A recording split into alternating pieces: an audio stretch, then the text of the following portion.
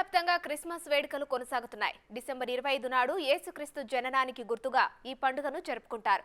అయితే వారం రోజుల ముందు నుంచే ఈ వేడుకలను నిర్వహిస్తుండటంతో పలుచోట్ల క్రిస్మస్ సందడి నెలకొంది. చర్చిలన్నీ విద్యుత్ దీపాలతో కాంతులీనుతున్నాయి. అలాగే ఎక్కడ చూసినా స్టార్స్, క్రిస్మస్ ట్రీలు వాటి అలంకరణతో కళకళలాడుతూ కనువిందు చేస్తున్నాయి.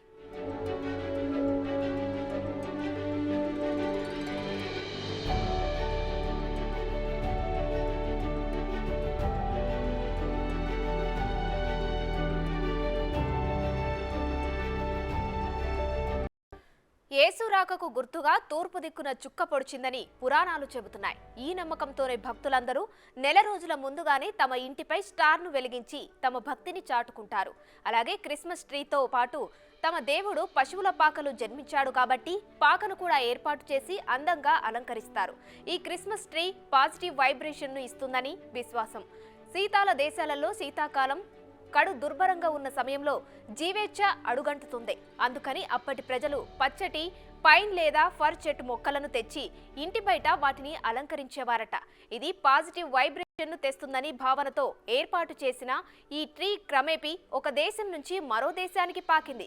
అలాగే పచ్చగా వర్ధిల్లమనే భావన కూడా ఉండడంతో క్రిస్మస్ ట్రీని అలంకరిస్తారు.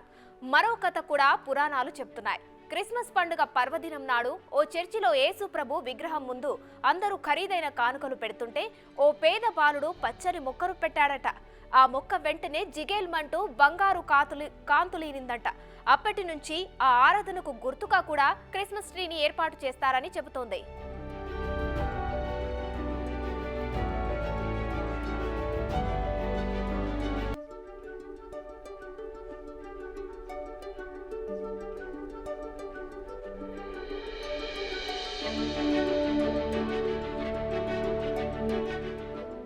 ఇక సెమీ క్రిస్మస్ వేడుకతో ప్రధాన ప్రార్థన మందిరాలని కిక్కిరిసిపోతున్నాయి.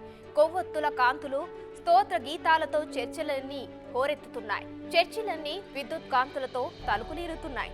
రంగురంగుల మెరుపు కాగితాలు, బెలూన్లు, స్టార్ల అలంకరణతో శోభాయమానంగా మారాయి.